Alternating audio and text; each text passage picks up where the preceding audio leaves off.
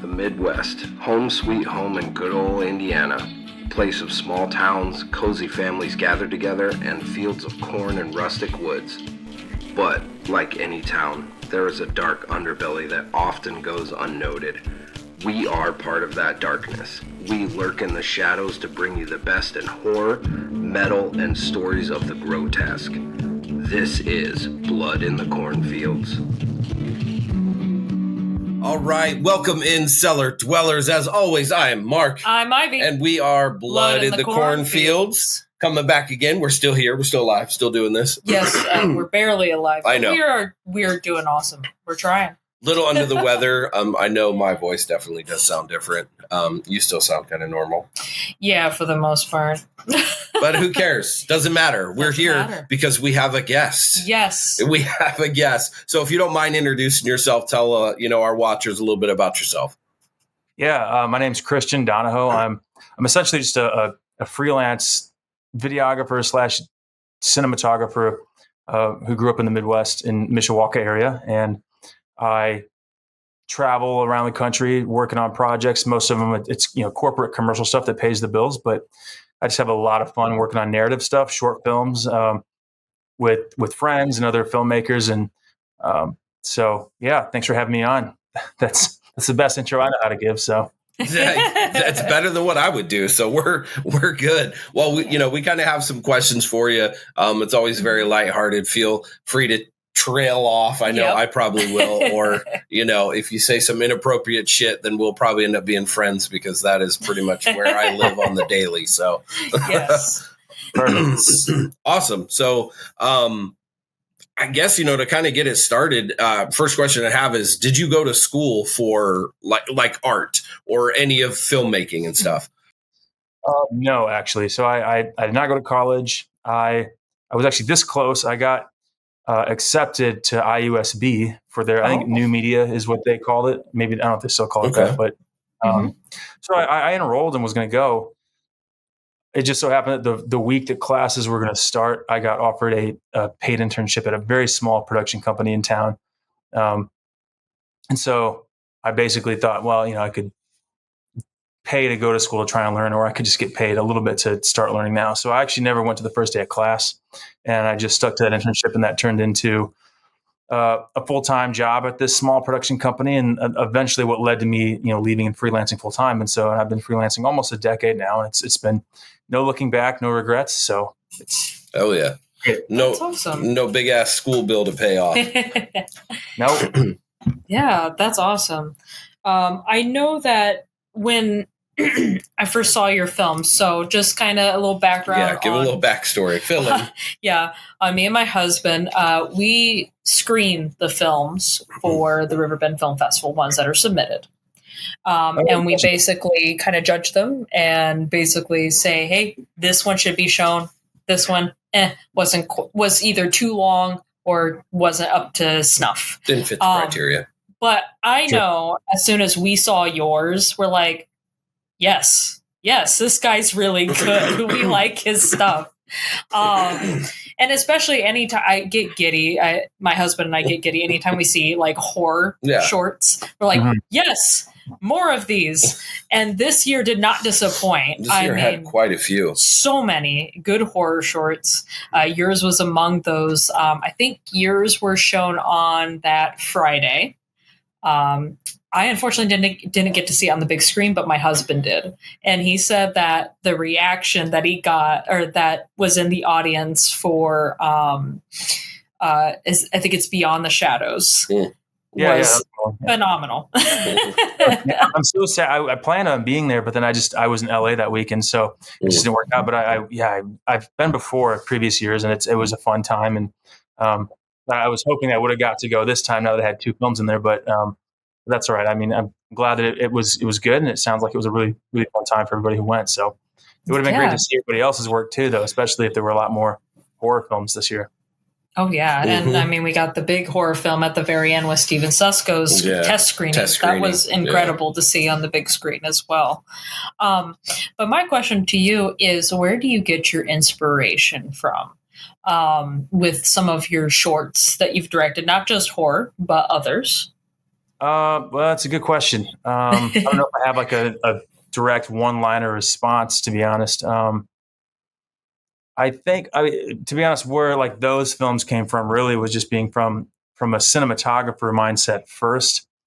I love lighting. I love camera angles. I love, finding the shot and creating that way. And so really, I just wanted an excuse to practice low lighting, contrasty, moody horror type lighting. And so the best, scenario just or exercise is to try and just create a short story. Because there's a lot of great videos on YouTube, tutorials that kind of show here's how you light, here's the mechanics involved and the thinking, but to translate it to an actual story where you want people to feel something and there should be suspense or whatever emotion you want to feel, it trying to kind of blend those two together is kind of how I like to practice. And so that's where those short films came from. And both of your films have phenomenal lighting. Like that is the first thing you notice is mood, the lighting, and the tone, especially when it came to Midnight Madman. Yeah, that's what I was going to say. Like that is like the perfect Halloween-y, vibey movie. It is so good. Yeah, thank you. I mean, that was definitely, obviously, that's what I cared most about was the lighting. The writing and all that obviously was, very secondary. And I would not call myself a writer, but, it started out as I just wanted to do one test. And that was kind of that wide cemetery shot.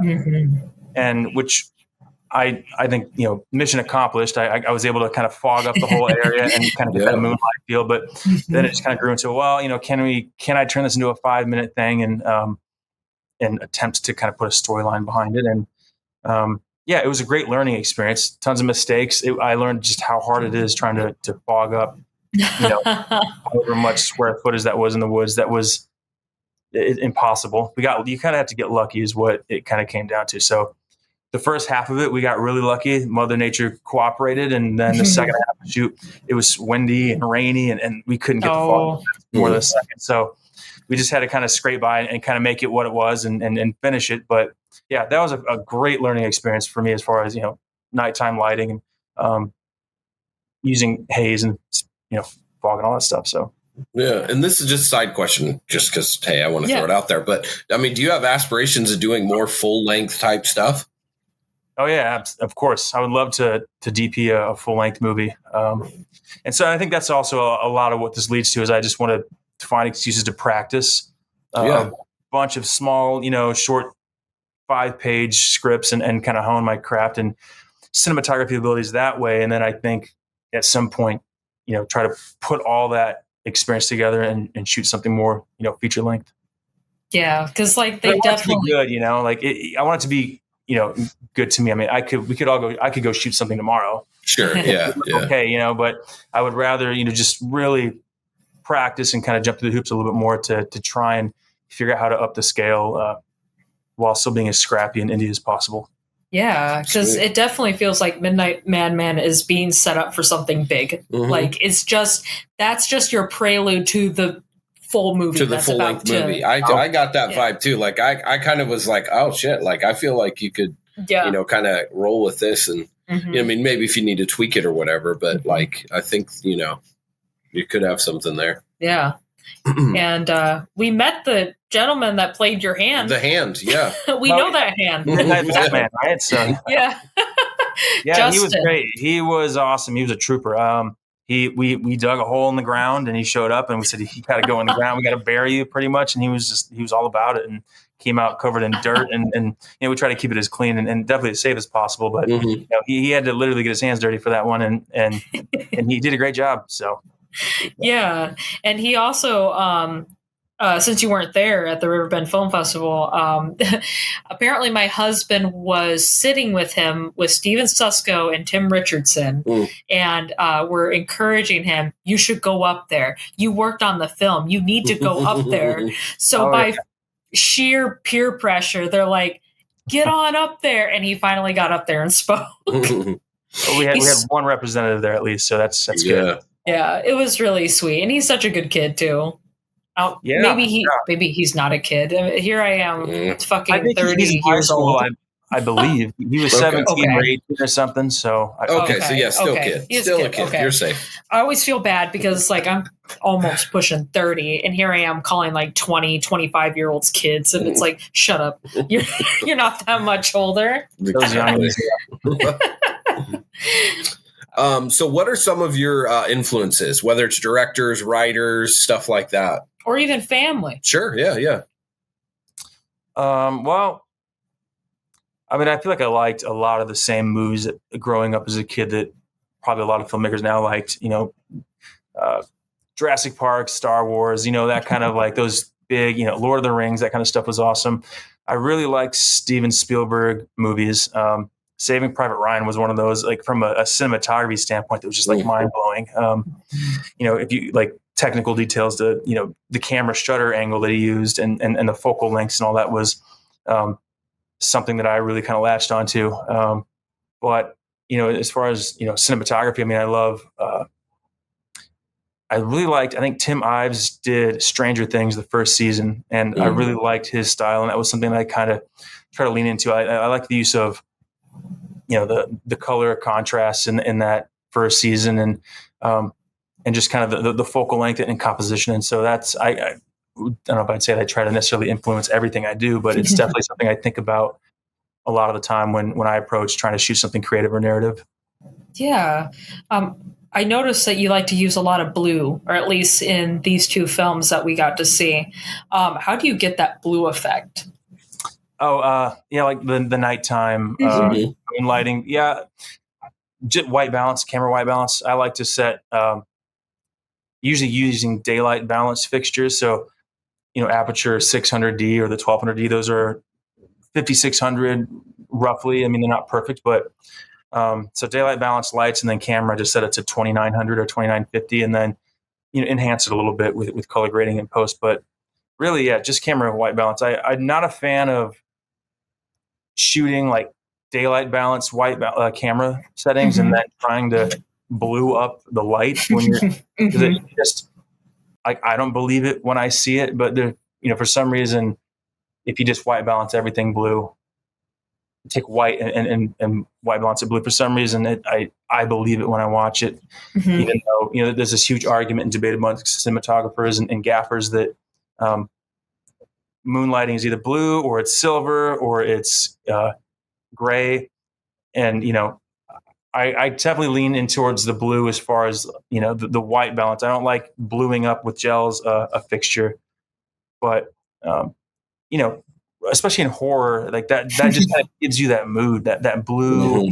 It's just spookier, it's creepier, and I for that I love it. So yeah, I mean, what are your feelings on day for night shots? Like, like the old kind of like they did in the 80s where they basically just put that filter on. Sometimes you see it in like older, like cheesier movies or like newer, cheesier movies where they don't quite know how to edit quite right. But like, does that bug you? Because you're like, oh, you could have done this, I mean, sure. But I mean, you don't really know what the challenges were. Why did they go with that, day for night? It's just harder. Like shooting at night is hard. It's slower. It takes a lot of lights and a lot of people. And so, if you just don't have the means or the resources, you're going to have to go with the filter and that's how you're going to get your shot. And so I can't always knock productions that do it and try to fake it, because that probably was just the best option for them to get through it. But you obviously get a different feel, and I think a more realistic one for sure when it actually is nighttime and you're trying to recreate that moon source and that ambience. And so I apologize, Mark. No, you're fine. I'm just bombarding with questions. It's all right. Just because it's interesting, it's fascinating. I wish I knew more about the technical side of things. So this is the way I'm learning. But so was Beyond the Shadows filmed at night as well then? Yeah. Okay. That's what I was curious. Okay. Gotcha. Sweet. No, I was going to kind of say that, like, I mean, I think kind of what you're describing too with the old schools and the filter and stuff. I think a lot of that adds to like the grittiness of some films. Sure. And I liken it to like an old, like not well mixed punk album or like a metal album. Yeah. It's kind of part of the character of it and the grit to it. there's a lot of films that come to mind that, like, from a technical aspect, yeah, it's not the most appealing, but, you know, holy shit, it matches the film spot on. Like, it would just be weird if it was, you know, more polished. technical per se. Yeah. So I think it does kind of matter. Yeah. Sometimes it's the right vibe, you know, it's the right emotion. That's usually what, you know, should ultimately kind of guide your technical approach. But again, sometimes, especially with indie films, you're always going to be facing limitations, and you gotta, you know, just kind of adapt. And so it might be you might have to approach something not the way that you would want to, but it's the way you have to. And sometimes it works out great, and it really you know, complements the final project, and other times not so much. But I mean, I think we even see the day for night stuff today. I mean, I think was it Nope? Peele's film. I think that had a lot of day for night stuff, and it looked great, and it worked out really well. And especially when you're trying to capture these wide, vast landscapes at night, like you're just not going to light, you know, a whole mountain range or a whole valley. So day for night's the way to go. And if you do it right, you know, it can be pretty convincing, which I think in that case of the movie Nope, it was to me. So yeah, absolutely nice. Sweet. Do you enjoy making like horror films? Do you have a preference on like what type of film you would create? Yeah, for some reason lately, I'm definitely like a horror film kick. It's the most fun challenge, I think, for me. Again, coming back to cinematography, just from a lighting standpoint, I think it's the hardest to do, the trickiest, just because, you know, it's low lighting, so you're trying to dial in a very specific mood and look and emotion, and you've got to have your shadows in the right spot, and you know, your fixtures in the right spot, and try to, you know, still do it in a way that doesn't distract the audience, that pulls them into the mood and the scene, so that they're not thinking about the lighting, but, you know, you still have to really know what you're doing. And so, you know, I make mistakes all the time with all the films that I do, but it's always a stepping stone, or, you know, a learning opportunity. And so I just feel like I learn the most when I try the horror film genre from a DP, you know, cinematography standpoint. Yeah. You know, one thing, since I was going to, sorry, no, I interrupted you, but good. One thing I was going to say is I feel I'm a bit naive. And what I mean by that is, like, going to the film festival and seeing some of these submissions and stuff like that, I was pleasantly surprised, because, like, I grew up in this area another time ago where there literally wasn't shit here. There was not really anything to do unless you wanted to go see local bands and all that. And then I moved away and lived in some bigger cities and some bigger areas. So, like, coming back, I've been back for 5 years now. I didn't realize the talent that was actually in this area. And I'll phrase that towards you, because, like, watching your stuff, I just made the assumption you were from Chicago. And then just finding out you were from Mishawaka, as we were kind of chit-chatting before we aired, I was kind of like, holy shit, you know, that's crazy, because I like a lot of the angles you used. I like a lot of the clarity of the picture that actually is presented, you know, for us on the screen. High quality, like, it's kind of like with music, I assume, too, because I'm a musician. So, like, back in the day, you recorded shit on an old recorder, you know, and it just was terrible. Like, my cymbals sounded like broken glass. But then now, you know, there's technology has caught up that you can record some good shit in just like a you know, like a local studio and stuff like that. And I just never realized that, film obviously had caught up, you know, in that aspect too. So what I'm saying is, I was really impressed with a lot of the angles that you had. I liked a lot of the color and clarity mix combination. Like, it wasn't too poor quality to where it was drowned out, you know, because there's some films, or even in video games, you'll get like black crunching to where it's like, I don't know what the fuck I'm doing, I just see black. Or if it's like a fight scene and you're like, I don't know what's going on, like, I can't really see and it's too quick. Obviously you didn't have anything like that, but what I'm saying is I really appreciated the separation of brights and darks, and there wasn't bleed over and there wasn't loss of detail. And I was kind of like, oh shit. And that's why I was thinking, you know, like, hey, you know, he's probably from Chicago, and we've had other people on of similar quality, and they are from Chicago, or they do now live in LA and stuff like that. So hearing you were from Mishawaka is pretty badass. Like, I was pretty impressed.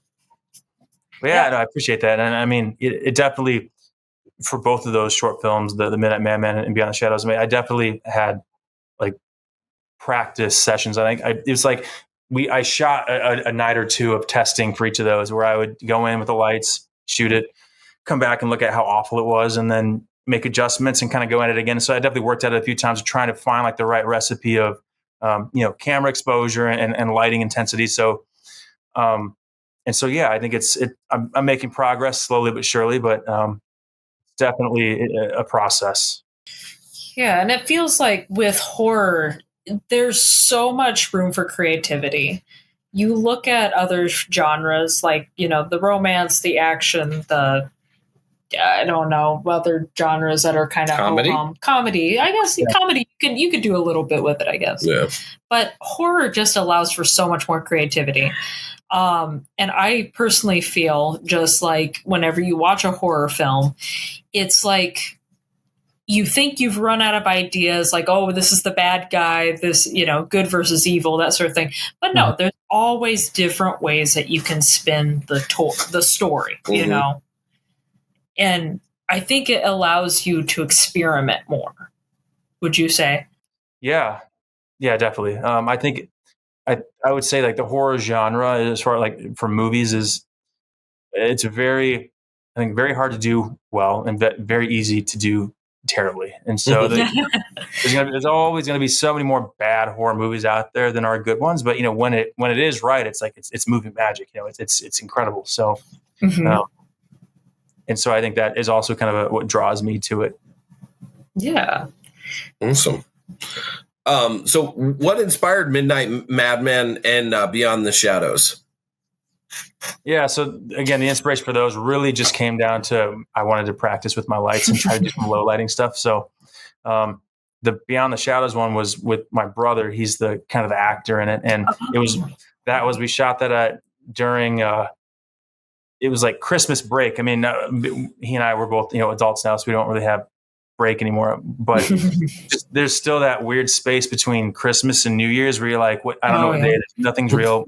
I'm not, working for any of my clients right now. And so it's just like, it feels like spring, Christmas break. And so we were just at our parents' house and for a couple of days. And so we just thought, let's just shoot something and have fun with it. And I think we had talked about kind of the concept of like that pile of clothes in your room coming alive at night. And so that's kind of where that came from, and just combined it with, here's a good opportunity to, we're kind of bored and I can practice with, low lit, camera work. And then here's kind of a funny concept. So let's just see what happens. And so that's all that was. And then I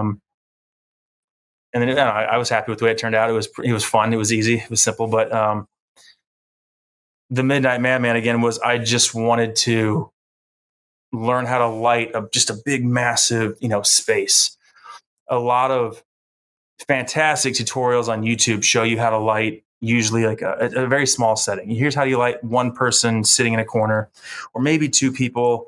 And so I want to shoot that big wide shot, and I want to have all the elements. I want the mood, the fog, the tombstones, the creepiness. Like I want to learn how to do that. And so again, that was the inspiration. I think it was October of last year. And so, it's already kind of Halloween season. And so I thought like, okay, like now I'm inspired to try and do something with that Halloween aesthetic. So just got to work trying to, practice and figure out what it takes to pull off a shot like that.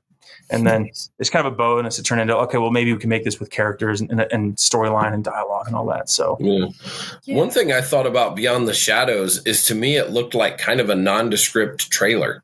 Yeah. Like a movie trailer where you're not trying to give too much away, but just like pique their interest, because there's different types of trailers. There'll be longer ones, short ones, stuff like that. To me, that's what it kind of seemed like. Oh yeah. It wasn't the intention necessarily. Sure. I feel like there was a bigger idea behind it, because, it was literally just, we start and we're like, how do we end this thing? I don't know. How about a jump scare at the end or something? and so, but yeah, I guess it just kind of a happy accident. It could feel like a teaser, I guess, or a trailer.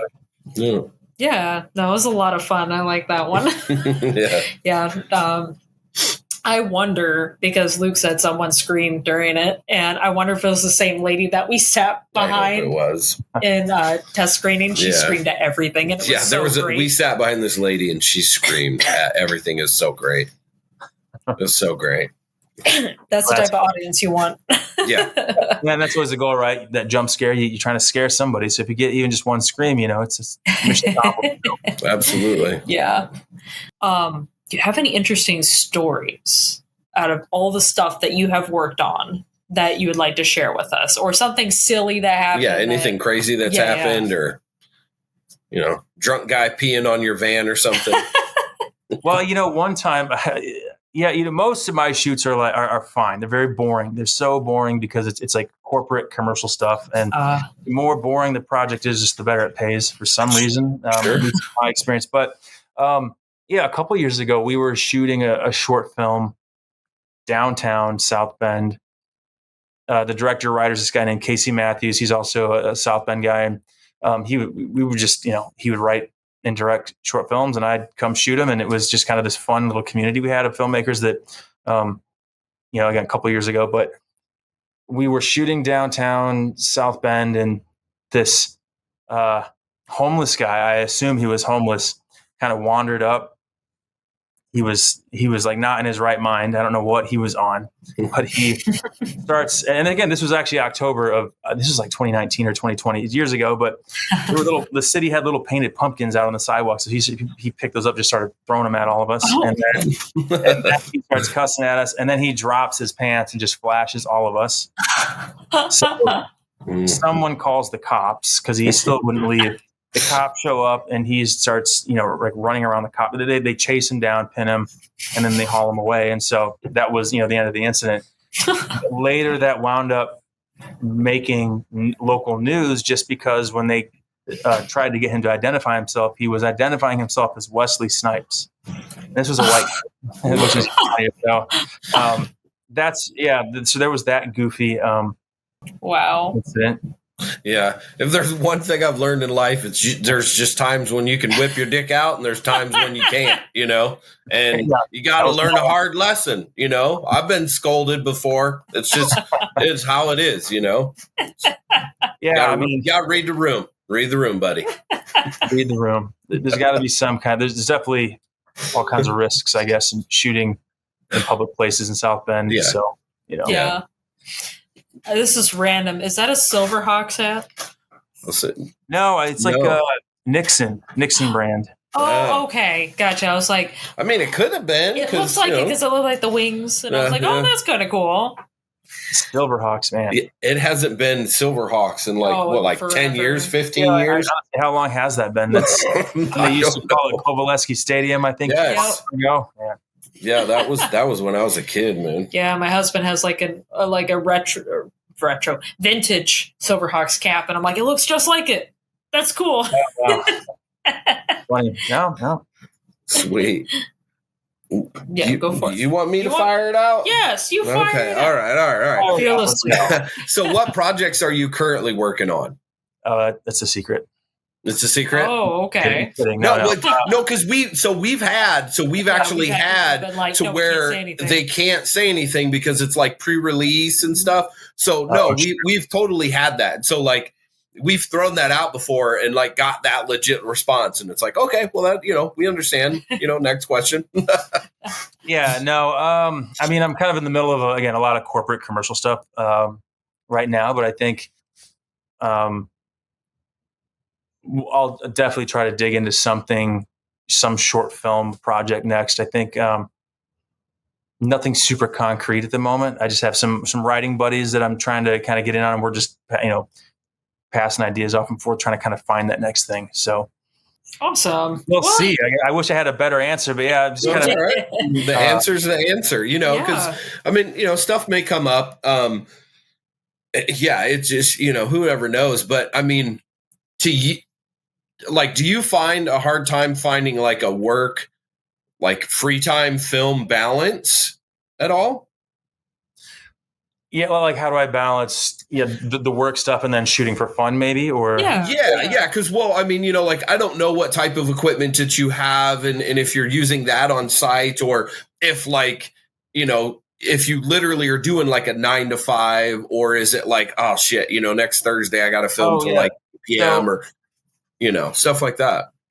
Yeah. So I mean, I freelance full time for video production, and that can be a range of different projects that, sometimes I've been hired to shoot a couple of short films, but the vast majority is, commercials and marketing videos and advertising videos for, banks or hospitals or manufacturers or whatever. So that's like the full-time job, and there's no real set schedule. Like I try to make myself operate between a 9 to 5, but that definitely kind of takes over everything. And for a long time, I didn't pick up a camera if it didn't have to do with work. Like if I wasn't getting paid to shoot something, I didn't want to look at a camera. I didn't want to touch it. I didn't want to think about it because it felt like there was no compartmentalizing. But honestly, that's like the worst thing you can let happen, because I like creating. I love creating. I love the artistry of video production and cinematography. And so I was just kind of allowing the work side of things to just take over and kind of kill that artistry. So it's only been the last year and a half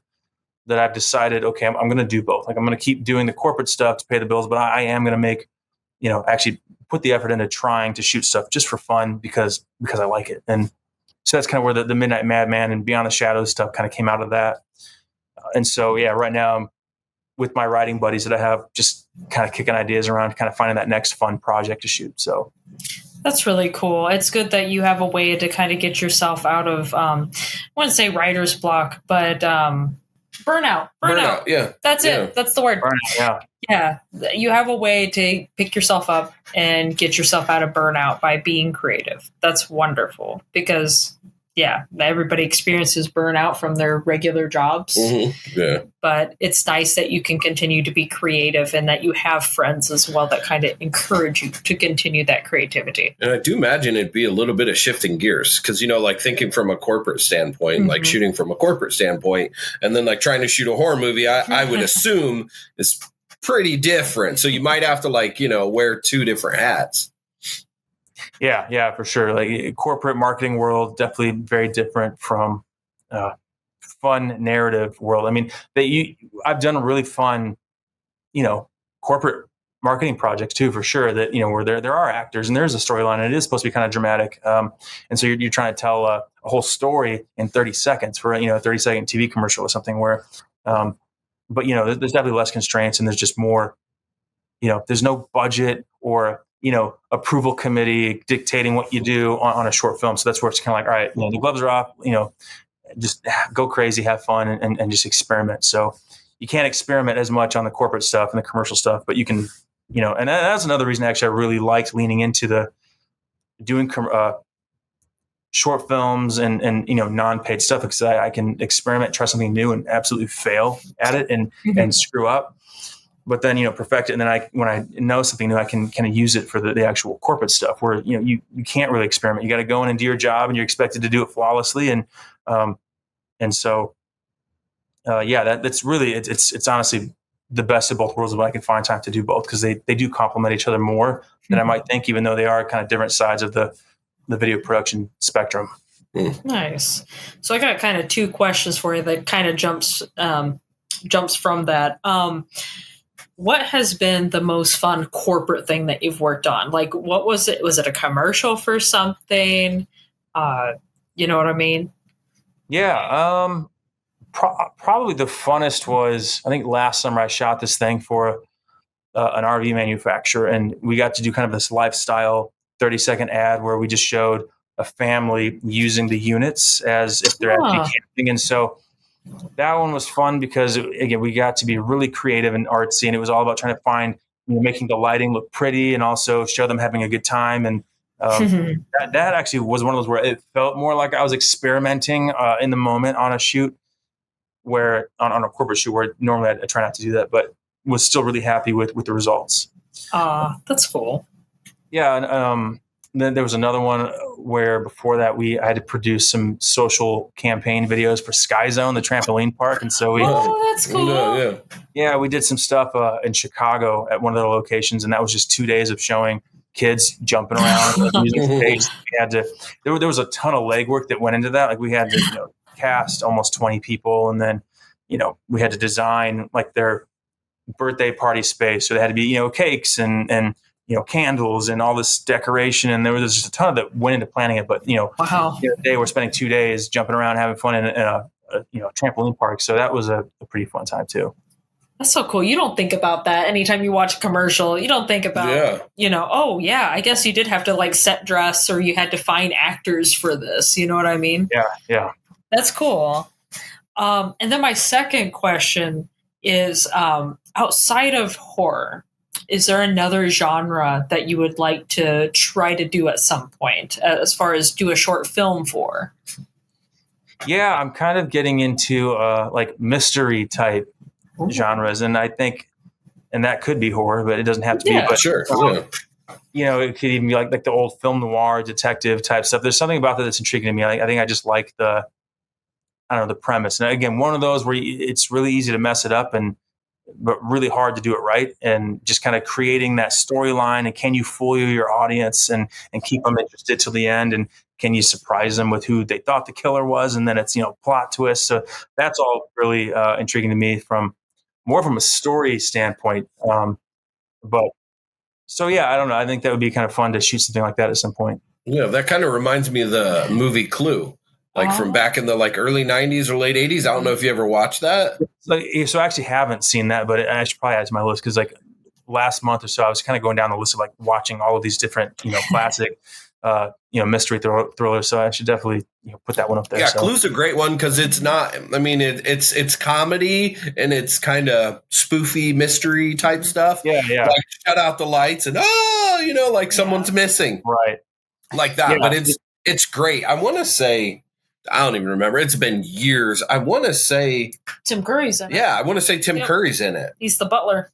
Okay, yeah. Oh, yeah. Wouldn't you agree that's kind of the type of movie? I think it's a classic, great movie. It really is. I mean, yeah, of course you got the Agatha Christie's, the Midnight, or not Midnight Train. You know what I'm talking about. Midnight Orient Express. God, my husband's going to be so I only know the Midnight Meat Train, so don't ask me. Yeah, my husband's going to be so mad at me. But anyway, I would say Clue's a really good one to kind of dip your feet into. Yeah. It's a good starter. The other thing is it has multiple endings. Oh, and that's the fun part. Yeah, I forgot. Yeah. I guess when it was first released, depending on which movie theater you went to, you'd have a different ending. That's cool. And really, that's really cool. And same goes as when it got its home video VHS release, they put a different ending on it. That's and it's you never knew which VHS you got had a different ending. Shit, and it's playing in Goshen for free soon. Is it really? Yeah, that's cool. I just remembered that. Guess we'll see what ending we get. I don't know. That's crazy. Shoot, man. Maybe I'll go if I'm in town. That'd be cool. You should. Yeah, absolutely. Yeah. Yeah, I was gonna say too. I mean, and we can edit this out if it doesn't apply or whatever. But we're since doing the podcast, we've both kind of had aspirations of doing filmy type stuff. Mm-hmm. To me, I can't remember shit. So it's either gonna have to be a comedy, or I'm getting killed, or I'm killing someone. If you need me to play an inbred cousin, I probably can nail that shit. But yeah, and so I've always wanted to kind of dabble, into it, and a dream of mine would be in a full length, because we've interviewed some people Jessa Flux. I would love to be the male version of her. She's way hotter than me. So, and I don't got, the jugs she's got. She's a smoke show. Jess is a smoke she's so show. Awesome. Yeah, I don't know. Check out the episode. Her name's Jessa Jupiter Flux.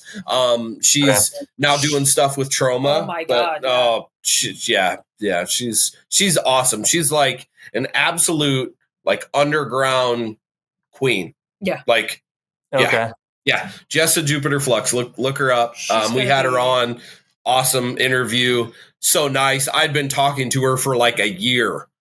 No joke, trying to coordinate schedules. And then she would, have to go off and do cons and different things like that. But kind of reel it back in, I've always wanted to, be involved in something film, definitely. So I'll slut myself out if I need to, whatever, fuck it. But she is a nerdy writer.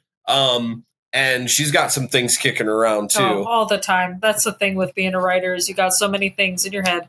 Put it down on paper, and maybe you might actually be able to make it manifest at some point. Oh boy, yeah. I mean, it's definitely Is it it's a feature length that you have in mind? Is that what you're? So what can you say about it? Now I'm interviewing you. Yeah, exactly. It's more of a short film, so it's more of a. Are you familiar with like the Thanksgiving fake commercial that Eli Roth did? Yeah, Eli Roth. Yeah, he released it way beforehand and like teased it up for like almost like 2 years. Yeah, so it's like that. It's a fake commercial for a movie that may or may not happen, or like Machete. Yeah, pretty much, and it's about lesbian vampires from outer space. From outer space. Yeah, it's like B-movie silly. And it's just a matter of hopefully putting it out there. Yeah. Maybe it'll eventually become something. Maybe we can get it streamed at the Riverbend. Oh, be cool. I think, and we have our friend Natasha, who I think is going to translate to camera awesome. Oh, 100%. So yeah, and especially if she's going to be the main. She'll be. Is she going to be? She's kind of the twist. Okay, awesome. Well, shit, I'm giving it away. It's okay. It's fine. Natasha is not slight of stature, and she will be the first one to tell you that. Like, she's a tall drink of water. Yes. Yeah, she's got a whole lot going on, especially when she has the butt padding. I was like, what is going on here? You're going to knock our table over. So, yes, I think she will be perfect. I think she should rip my dick off, but I don't know if we'll get to that or not. But we'll somehow make something happen. Yeah. So anyway, we're getting ahead of ourselves. I'm already talking about my dick getting ripped off. Let me know when that comes out. So. Well, I don't even know if you asked this one, but I'm going to ask it again. We did. No. Do you have any future projects, personally, not professionally, that are horror or like other genres or anything? Oh, yeah, nothing concrete now. I think that's kind of just kind of waiting for that next project and kind of looking at what that's going to be is kind of to be determined still. So nothing yet, but I'm sure that'll change soon. So. That's all right. Awesome. I mean, it sounds like that you have lots of opportunities, lots of things that you're working on all the time, whether it be corporate or, getting yourself out of. It's always nice to be staying busy with, work and corporate stuff. But yeah, it's also good to find time to create just for fun. And while I'm being more proactive about it, it still takes a lot of work though. It's like, it's so hard still thinking like, all right, let me keep doing more work, but for fun this time now. But when I find the right, I don't know, concept or script, when there's that kind of that light bulb moment where it's like, okay, now I'm all in, I'm excited about doing this. So kind of, I don't know, looking for that next light bulb moment, I guess. Nice. Yeah. Well, I know we have a question that we like to ask of all our guests. Go for it. Yeah. What's your favorite horror movie? It's a tricky one. I really like the Conjuring series. Like the first movie for sure is awesome. I liked the remake of It from I think 2017. That was done so well. Like the characters were likable and the effects were so convincing, and it was shot really well. So definitely Conjuring and It come to mind instantly when I think of horror movies that I like. Nice. Awesome. Yeah. Have you seen any recently that like stand out that you really like? Weapons. I went and saw Weapons. Oh, lucky. I know. And that was great. And then I did see the latest Conjuring, Last Rites, I think. So yeah. Okay. Yeah. How was the Conjuring one? It was good. It was a little bit slower paced. I mean, none of their movies are like quick, but I kind of went in with low expectations just because I feel like it's been a while since I've seen a great one, and after you have so many movies in a series, the quality tends to just really tank. Yep, but that's what I was going to say. I didn't hate it though. I didn't hate it, but it's definitely not going to be the strongest movie in the series. It's not going to live up to the first two, but I thought it was still super watchable for sure. Sweet. That's awesome. Yeah, we're always watching shit. Yeah. But yet we're the one horror people, that have not seen Weapons yet, and everybody's like, "Oh, have you seen it?" And I'm like, I ain't got time for that shit. I don't have time. Like our October is insane, but it's gonna be crazy. Because we also do a review for Devil Tail magazine, so we'll have to watch I know. Don't you do it, Kat. She's got a cat that's like right off camera. So I'm just waiting for her to like jump on me and rip my flesh off. Yeah, right. We'll see. I mean, It'll be the it's good pretty jump scare in this episode. So Yeah, that's fine. I'll roll with it. I'll try not to like fling her against the screen. But so we're always having to, like watch movies, and a lot of times it's never, not always, something that's current, because we just watch a new Toxic Avenger. I don't know what she's doing. You may have to. Don't do that, Kat. Sorry. Come here. You like me. You like me. I'm telling you, you like me. But anyway, we have to watch like older flicks and stuff like that. Like we just finished Frankenhooker, and so we're watching. We just watched that, wrote our review for that. Yeah. So that's going to be coming out in Deviltail magazine. I hope I was okay to reveal. Yeah, that. Of course. Okay, all right. I don't know. Yeah. But yeah, that's fine. So I never have time. We had how often in advance did we have to plan Toxic Avenger? Oh my God, this was like 2 years in the making, but we also had to like plan for this damn thing at least like a month in advance so that we could get our tickets. Yeah. Oh yeah. Yeah, it was pretty crazy. So yeah, we're a little on the ridiculous side, but yeah. I can't say how many other filmmakers and directors and cinematographers I meet that are like they've never seen, I don't know, Jaws or E.T. or name any other iconic movie that everyone have seen it. So like, it's one of those things where it's so easy to get into, you're wanting to make stuff that you forget to watch stuff. And it's just, we're all guilty of it to some extent. So absolutely. Maybe it's like a secret thing. It's like, I don't want to see those films because what if I'm copying them? It's like, I want it to be my own idea. So they put up these blinders. I don't know. That's just a theory. To me, that's the beauty of it, though. I know when I was playing drums actively, like that's shit I would do. I would, listen to other drummers and be like, oh, they articulate it this way or they incorporate this. And I would just rip that shit off and like make like a big Play-Doh version of me. So, I could see that as a filmmaker. Have you ever done anything like that? You're always looking. What's that saying? Like good artists steal and then amazing artists steal and nobody notices, I think is what they say. So yeah, pretty true. That's where inspiration comes from, is just watching what other people have done, and then you take it and put your spin on it and try to make it relevant again somehow. And so yeah, I'm always I feel like watching movies and going, oh, I want to try that, or that's a good idea. Let me So and when I I had a band in high school, and when I got to that point where I learned I loved writing songs, and I stopped listening to music.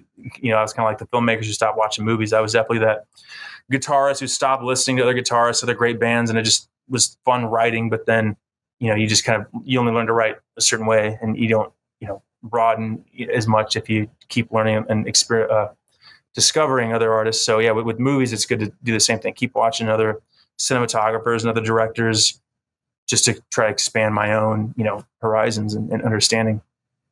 Sweet. Very awesome. Cool.